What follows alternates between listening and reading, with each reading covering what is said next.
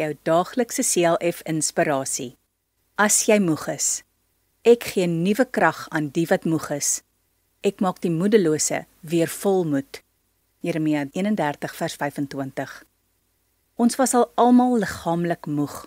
Wanneer ons 'n ver end gehardloop het of baie hard gewerk het, is ons uitgeput en sonder krag. Na 'n groot rugbywedstryd is die spelers uit asem en baie moeg. Soms is ons ook moedeloos as dinge met ons verkeerd gaan. Ons is bekommerd en voel die lewe raak te veel. Ons is ook ongeduldig met mense as ons so moedeloos voel. Lees gou weer ons teksvers. Dit is wat God vandag vir jou wil sê. Onthou, as jy weer moeg of moedeloos is, weet dat God jou weer nuwe krag sal gee.